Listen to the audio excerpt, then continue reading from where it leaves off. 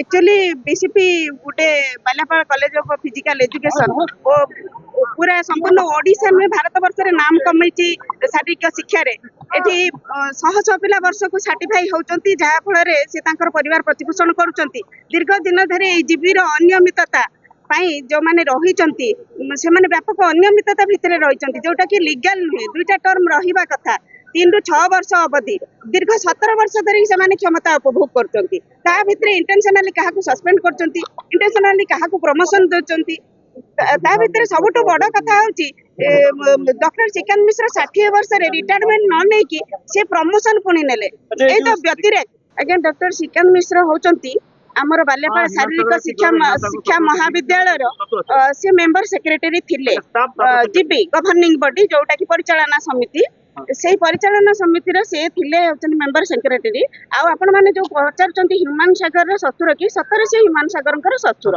अच्छा मैडम जो कोन अत्याचार करथिले आपन के बापा होछि बाप झियो तांको स्त्री मु ए कॉलेज रो गुटे कनिष्ठ किरानी मु मते प्रथम तो मो स्वामी ऑन ड्यूटी जाइथिले तांकर अननेचुरल डेथ हैला तार तनाघना किछि करिले नाही मु जेहेतु सेते बेले तांकर वैकेंट पोस्ट रे क्लेम करथिली मु रिहैबिलिटेशन स्कीम रे आसी रहिली मते 5200 टंका रे रखिले मते 7 मास धरि की घुरेइले तापरे मोर ईपीएफ काटिले नाही ईपीएफ जदि न काटले 2018 मसिया रे मु हंगर स्ट्राइक कली 6 जन परिवार को नै की एम्प्लॉई जो माने भी माने निर्यातित होइथिले तापरे हमें हंगर स्ट्राइक कला परे 13 दिन हंगर स्ट्राइक कंटिन्यू कला परे हमें पाइलु होची समाधान रो सूत्र पाइलु से माने हम संगे एमिकेबल हेले तापरे ठु मु 18 मसिया रो चालुची कंटिन्यू करची एज जूनियर क्लर्क तो ता भितरे जेते बेले प्रमोशन रो कथा उठिला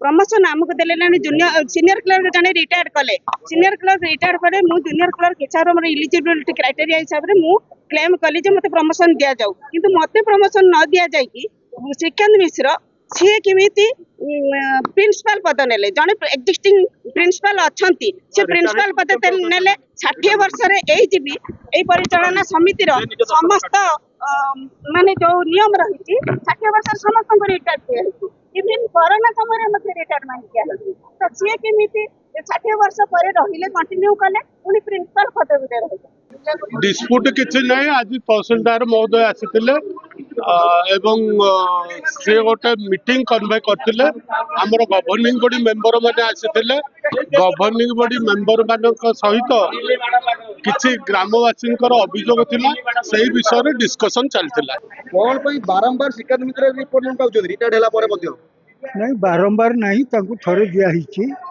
सेटा से जने प्रोफेसर रैंक रो लोक एनसीटी चाहूची जने प्रोफेसर लोक रहिबा पई माने प्रोफेसर लोक कोन रहि परिबो रिटायर्ड हैला परे नहीं सेटा कोर्ट कहिची प्योरली प्राइवेट कॉलेज रे माने गोटे चाकरियार एक्सटेंशन हबो कि नहीं सेटा प्राइवेट कॉलेज रो प्रेरोगेटिव सेटा भी मु तहसीलदार को भी देखैली सर ग्रामवासी अभियोग आनते आपनका स्त्री एगुड़ा मिथ्या कपल कल्पित कौन स्त्री लोक मैंने केवे मद पिंटनी कि एगुड़ा बेकार कथा गुड़ा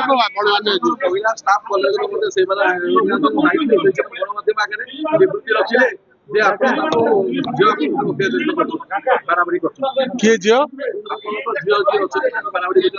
एगुड़ा मिथ्या कथा ना से वीडियो कपल कल्पित से गुड़ा एडिटेड वीडियो होमती किसी घटना घटना से दिन घटना शुणा चाहती से घटना मु कहूँ जड़े आमर स्टाफ थिले जी कि स्टोर कीपर श्री प्रदीप कुमार गिरी तांकर गोटे इनडिसिप्लिन एक्शन नहीं मुझे एक्सप्लेनेशन मागिली से विषय रे सुचंदा महापात्र आमर जे जूनियर क्लर्क अच्छा सी आसिक मत ऑफिस भितर घेराव कर रखी जेहेतु सी जन स्त्री लोक मुझे ठेलिक बाहर आसी पार्ली एमती दिन 2:30 3टा बाजिगला मो स्त्री एवं झील मत खावा भी डाकिया जाइए जेहेतु मुझे डायबिटीज पेसेंट एत लेट है कहीं खावा को आसी ना तेणु मत डाकिया जाइए से ही समय सी मत छाड़ी दौन यही समय सी मो मिसेस कहले सी डायबिटीज पेसेंट ତାଙ୍କୁ ଛାଡନ୍ତୁ, ସିଏ ଯିବେ ତାଙ୍କର ଖାଇବେ। ଆପଣ ଝଗଡ଼ା କରିବା ବଦଳରେ ଥାନା ମାନଙ୍କୁ ଅବଗତ କରିପାରିଥାନ୍ତେ। ସେଠୁ ଥାନାକୁ କୋଉଠୁ ମୁଁ ଅବଗତ କରିବି? ସେମାନେ ପାଖରେ ସେଲଫୋନ ନଥିଲା ସାର୍? ହଁ ଥାନାକୁ କହିଛି, ହଁ ଥାନାକୁ କହିଛି, ଥାନାକୁ କହିଛି। ଯେ ସାର୍ ଆପଣ ବା କହୁଥିଲେ ଭିଡିଓ ଏଡିଟ ହେଇଛି ବୋଲି, ତାହେଲେ ଝିଅ ସ୍ତ୍ରୀ ତ ଆସିଲେ ଭିଡିଓଟା ଏଡିଟ କେମିତି ହେଲା? ହଉ କଣ ଏଡିଟ ହେଇକି କଣ ଦେଖେଇଥିବେ ମୁଁ ସେ କଥା ଜାଣିନି। କେମିତି ଭିଡିଓ ଏଡିଟ ହେଇପାରିବ? ଗୋଟେ ମୋବାଇଲ ଆରେ ଖଣ୍ଡେ ଦେଖେଇଥିବେ, ଆଉ ଖଣ୍ଡେ ଯୋଉଟା ମୂଳ ଜିନିଷ ମତେ ଅବରୋଧ କରିବା ସେଇଟା ନଥିବ। ମତେ ଯୋଉ ଅବରୋଧ କରି ରଖିଥିଲେ ସେଇଟା ମେ ବି ରହିନଥିବ ହେଇପାରେ। ଆପଣଙ୍କ ଝିଅ ଚିଲଉଛନ୍ତି, ସେଠି ଗଣ୍ଡଗୋଳ ଟାଇପର ପଳେଇ ଆସୁଛନ୍ତି ଭିଡିଓରେ ଆମେ ଦେଖିଛୁ। ଆଉ ଯୋଉ ମତେ ଅବରୋଧ କରିବାଟା ଆପଣ ଦେଖିଥିଲେ କି? ଆପଣଙ୍କ ପାଖରେ ଯଦି ଅପରାଧ କରିଛନ୍ତି ଆପଣ ମୁଁ କଣ ମୁଁ ସେଠି ଭିଡିଓ କରିନି। ମୁଁ ମୋ ଷ୍ଟାଫ କୁ ନେଇକିରି ମୁଁ ଭିଡିଓ କରିବି ନା ଏଇ ସବୁ ଜିନିଷ। ନାଇଁ ସାର୍, କଲେଜ ଭିତରେ ଆପଣ ଆପଣଙ୍କ ଫ୍ୟାମିଲି ନେଇକି ରହିବା, ଗଣ୍ଡଗୋଳ କରିବା, ଏଇଟା କେତେ ଦୂର? ଏଗୁଡାକ ବେକାର କପଳ କଳ୍ପିତ ଏବଂ ଏ ଗୋଟେ ମୋ ବିରୁଦ୍ଧରେ ଷଡଯନ୍ତ୍ର। ଆପଣ ଚାହାନ୍ତି ଆମର କୋର୍ଟରୁ କାହିଁକି କେସ୍ ନେଇକି ଆସିକି କୋର୍ଟ ରିକ୍ୱେଷ୍ଟ କରିକି ରହୁଛନ୍ତି? ମୁଁ ଭଡାରେ ପଇସା ନଉନି, ମ୍ୟାନେଜମେଣ୍ଟ ଭଡା ଦେଇଛି, ପଇସାଟା ଆସେ ମିଥ୍ୟା କଥା। ତାର ସମ୍ପୂର୍ଣ୍ଣ ଇଏ ରେକର୍ଡ ଅଛି, ସେ ପଇସା କଲେଜ ଆକାଉଣ୍ଟକୁ ଯାଏ। ଜମି କିଣା ବେଳେ ସେଇମାନଙ୍କର ଯୋଉ ଜମି ସେମାନେ ବିକିଥିଲେ, ସେତେବେଳେ ମୁଁ କଲେଜରେ ଚାକିରି କରିନଥିଲି। ସିଏ ଦି ଦେନ୍ ମ୍ୟାନେଜମେଣ୍ଟ ଯୋଉ ଥିଲା, ସିଏ ସେ ଜମି ବାଲାଙ୍କଠୁ ଖରିଦ କରିଥିଲେ। ତାପରେ ତାଙ୍କ ପରପିଢି କ୍ଲେମ କରୁଛନ୍ତି। ଏଗୁଡାକ ମିଥ୍ୟା କଥା, ଏଗୁଡାକ ବେକାର କଥା, ଏଗୁଡାକ ଖାଲି ଅଛି। ଆଉ କଣ? ନାଇଁ ନାଇଁ, ସେଇଟା ଆପଣ ମାନେ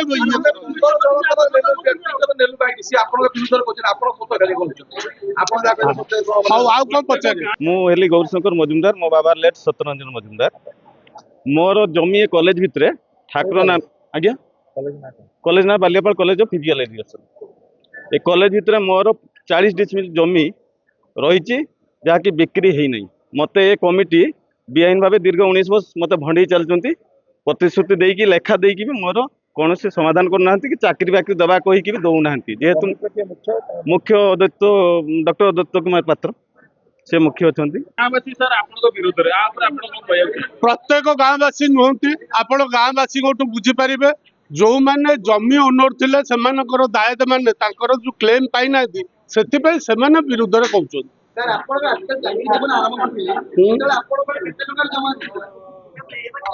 ସେମିତି ମୁଁ କେତେ ଟଙ୍କାର ଜମା ରାଶି ଥିଲା ମୁଁ କଣ ମନେ ରଖୁଛି? ମୋ ପାଖରେ ସେମିତି କିଛି ପୁଞ୍ଜି ନାହିଁ, ଯାହା ଦରମା ପଇସା।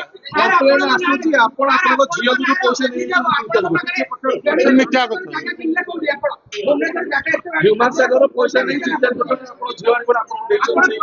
ସେଗୁଡା ମିଥ୍ୟା କଥା। ସେଇଟା ମୋର ବ୍ୟକ୍ତିଗତ, ମୁଁ କୋଉଠି ପ୍ଲଟ ଅଛି କଣ ଅଛି ନାଇଁ ନାଇଁ, ମିଥ୍ୟା କଥା, ମିଥ୍ୟା କଥା, କପଳ କଳ୍ପିତ। ତାର କୌଣସି ପ୍ରମାଣ ଆପଣ ଦେଇପାରିବେ? ଯୋଇ କିଛି ଅଭିଯୋଗ ନାହିଁ, ମୋ ବ୍ୟକ୍ତିଗତ ମ୍ୟାଟରକୁ ଆସନ୍ତୁନି। ବର୍ତ୍ତମାନ ମୋ ଝିଅ ଆଉ ଜୋଇର ତାଙ୍କର ମିଳାମିଶା ଷ୍ଟେଜ ଚାଲିଛି, ତାକୁ ଆପଣ କଦର୍ଥ କରନ୍ତୁ। ଗଣମାଧ୍ୟମକୁ ସବୁ କଥା ଆସିବ ତାର କିଛି ମାନେ ନାହିଁ। ଏବେ ଏବେ ଏବେ ଶୁଣନ୍ତୁ ମୋ କଥାଟା ଶୁଣନ୍ତୁ। ଏବେ 2 ଦିନ 3 ଦିନ ତଳେ ମୋ ଜୋଇ ଆସିଥିଲେ ଭୋଗରାଇ ମେଳାକୁ। ସେଠୁ ସିଏ ତାଙ୍କର ପିଏ କୁ ପଠେଇଥିଲେ, ସିଏ ଆସିକି ଝିଅ ସାଙ୍ଗରେ କଥାବାର୍ତ୍ତା ହେଇ ଯାଇଛନ୍ତି।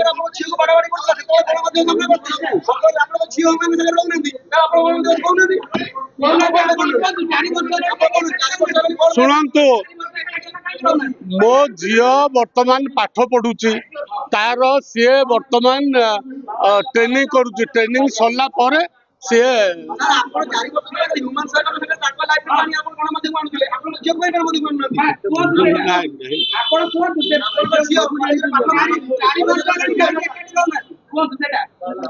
ସେ ମୋ ବ୍ୟକ୍ତିଗତ କଥାକୁ ଆସନ୍ତୁନି ଦୟାକରି।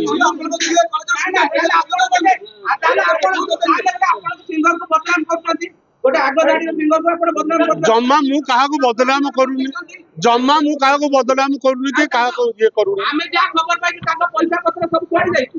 ନାଇଁ ନା ଯୋଉଟା ତାଙ୍କ ପଇସା ପତ୍ରରେ ଆପଣ ଜାଗା ଗଢି କାଢୁଛନ୍ତି। ଏଗୁଡା ମିଥ୍ୟା ମିଥ୍ୟା ମିଥ୍ୟା କଥା। ମିଥ୍ୟା କଥା ତାହେଲେ ଆପଣ କୁହନ୍ତୁ। ଲୋକଙ୍କୁ ଯେ ଅଭିଯୋଗ ବାପାଙ୍କ ନାଁରେ ମୁଁ ଥାନାରେ ଏଫଆଇଆର ଦେଇ ମୁଁ ଆତ୍ମହତ୍ୟା କରିବି। ଆକ୍ଚୁଆଲି ଆପଣ ରୁହନ୍ତୁ, ଆକ୍ଚୁଆଲି ଆପଣଙ୍କ ମନରେ ଶ୍ରେୟା ମିଶ୍ର ଆକ୍ଚୁଆଲି କୋଉ ଭଳିଆ ଝିଅ? ଶ୍ରେୟା ମିଶ୍ର ଚରିତ୍ରହୀନ ଝିଅ ପା କହିଲି, ଚରିତ୍ରହୀନ ଝିଅ। ଯିଏ ଚରିତ୍ରହୀନ ସେ ସ୍ୱାମୀଙ୍କ ନାଁରେ ଏଇଭଳିଆ କୁହନ୍ତି। ସ୍ୱାମୀଙ୍କ ନାଁରେ ଯୋଉ କରିଥିଲେ ନିର୍ଯାତିତ କେସ୍ କରିଥିଲେ ହ୍ୟୁମାନ ସାଗରଙ୍କ ନାଁରେ, ସେଇଟା କେମିତି ଆପଣ ଦେଖୁଛନ୍ତି? ଏଗୁଡା ମିଛ କଥା, ଏଗୁଡା ସବୁ ଫଲ୍ସ। ସିଏ ଆକ୍ଚୁଆଲି ସେ କଲେଜର କ'ଣ ଅଛନ୍ତି ମାନେ ସେ କଲେଜରେ ବିପିଏଟ୍ରେ ସିପିଏଟ୍ରେ ମୁଁ ଜାଣିନି, ସେ ପଢନ୍ତି ବିପିଏଟ୍ରେ ପଢନ୍ତି। ତ ପଢିବା ଭିତରେ ବି ସିଏ ମାନେ ଅନ୍ ଡ୍ୟୁଟି ସାର୍ଙ୍କ ସହିତ ମାନେ ମ୍ୟାଡାମକୁ ହାତ ବି ଉଠାଇ ଦିଅନ୍ତି, ପିଟି ବି ଦିଅନ୍ତି, ଆଉ ଭାଷା ବହୁତ ଖରାପ ସିଏ ଜାଣିଛନ୍ତି। ନିର୍ଯାତିତ କେସ୍ ଲଗେଇଥିଲେ ହ୍ୟୁମାନ ସାଗରଙ୍କ ଉପରେ ତାଙ୍କ ସ୍ତ୍ରୀ ଶ୍ରେୟା ମିଶ୍ର, ଏଇଟାକୁ ଆପଣ କେମିତି ଦେଖୁଛନ୍ତି? ସତ କି ମିଛ ଭାବୁଛନ୍ତି? ମିଛ ଭାବୁଛନ୍ତି? ସମ୍ପୂର୍ଣ୍ଣ ମିଛ। ସେ ଯୋଉ କରୁଛନ୍ତି ନିର୍ଯାତିତ, ଆମକୁ 10 ଲକ୍ଷ ଟଙ୍କା ଦିଅ, ଗାଡି ଦିଅ, ସବୁ ଯୋଉ କରିଥିଲେ, ଏଇଟାକୁ ଆପଣ କେମିତି ଦେଖୁଛନ୍ତି? ଯେ ଜଣକୁ ଫସା ହେଇଥିଲା, ଆପଣ ଭାବୁଥିଲେ କି ହ୍ୟୁମାନ ସାଗର ଫସା ହେଇଥିଲା ବୋଲି? ଆଜ୍ଞା ଶୁଣନ୍ତୁ, ମୁଁ କହିବା କଥା, ମୁଁ ବି ଗୋଟେ ସ୍ତ୍ରୀ, ମୁଁ ବି ମୋ ସ୍ୱାମୀଙ୍କ ପାଖରେ ରହୁଛି। ତ ମୁଁ ଯେତେବେଳେ ଲଭ୍ କରୁଥିଲେ ସିଏ ଜାଣିନଥିଲେ କି ସେ ଖ୍ରୀଷ୍ଟିଆନ ବୋଲି। ଲଭ୍ କରିଲା ପରେ ଗୋଟେ ପିଲା ହେଲା ପରେ ସେତେବେଳେ ଜାଣିଲେ ଖ୍ରୀଷ୍ଟିଆନ ବୋଲି। ଯେତେବେଳେ ଲଭ୍ କରୁଥିଲେ ସେତେବେଳେ ଜାଣିଲେନି ଖ୍ରୀଷ୍ଟିଆନ ବୋଲି। ସେତେବେଳେ ତ ମ୍ୟାରେଜ କରିନଥାନ୍ତେ। ଗୋଟେ ପିଲା ହେଇଗଲା ପରେ ଜାଣିଲେ ଖ୍ରୀଷ୍ଟିଆନ ବୋଲି। ଆଜି ମିଛ ସତ କହିକି କାହିଁକି ପରକୁ ଇଏ କରାଯିବ? କାହିଁକି ତାଙ୍କ ପାଖରେ ଏତେ ଝଡ଼ାଯିବ? ମ୍ୟାଡାମ ଆପଣ ଜାଣିଛନ୍ତି ଯୋଉ ହ୍ୟୁମାନ ସାଗର ସ୍ତ୍ରୀ ଏଇଠି କୋଉଠି ରହୁଛନ୍ତି? ଆପଣ? ଆଜ୍ଞା ମୁଁ ଜାଣିଛି। ସେ କୋଉଠି ରହୁଛନ୍ତି? ସେଇପଟେ ରୁମ ରେ ରହୁଛନ୍ତି। ସେଇଠି ତାଙ୍କ ଘର, ଏଇଠି ତାଙ୍କ ଏଇଠି ରହୁଛନ୍ତି? ନା ଏଠି ହଉଛି କଲେଜର ରୁମ। ତାଙ୍କ ବାପା ଅଛନ୍ତି ତ ତାଙ୍କ ପାଖରେ ସିଏ ରୁହନ୍ତି। ରହିକି ସିଏ ଦାଦାଗିରି ଚଲେଇଛନ୍ତି ଆଉ। ମ୍ୟାଡାମ ହ୍ୟୁମାନ ସାଗରକୁ ଛାଡିଲା ଦିନୁ ଆଜ୍ଞା ତାଙ୍କର ଆଉ କିଏ ବୟଫ୍ରେଣ୍ଡ ଅଛନ୍ତି କି? ଥିବେ। ଆରେ ସିଏ ଏମିତି ସ୍ୱାମୀକି ଛାଡିକି ଏଠି ଅଛନ୍ତି ମାନେ ନିହାତି ତ ଥିବେ ନା। ଆରେ ଦେହ ଯାକ ଟାଟୁ କଟି ପକେଇଛନ୍ତି, ମାନେ ଦେଖଉଛନ୍ତି ସମସ୍ତଙ୍କୁ ଖାଣ୍ଡିଆ ଖାଣ୍ଡିଆ। ଆରେ ସେ ହ୍ୟୁମାନ ସାଗରର ସ୍ତ୍ରୀ ଟାଟୁ କରୁଛନ୍ତି? ଆଜ୍ଞା ଦେହ ଯାକ ଟାଟୁ କରେଇଛନ୍ତି, ଏଇଆଡେ ଟାଟୁ କରେଇଛନ୍ତି। ଆଉ ଯିଏ ଏଇଭଳିଆ ଲୋକ ତାର କ'ଣ ନଥିବ କି? ଗୋଟେ ସ୍ୱାମୀକି ଛାଡ଼ିଲେ ଆହୁରି କେତେ ମିଳିଯାଉଥିବେ। ମାନେ ଚକ୍ରାନ୍ତ କରି ଗୋଟେ ଭଲ ସିଙ୍ଗରକୁ, ଗୋଟେ ନାମୀ ଦାମୀ ସିଙ୍ଗରକୁ ଫସା ହେଇଗଲା କି ଆପଣ ଭାବୁଛନ୍ତି? ଆଜ୍ଞା।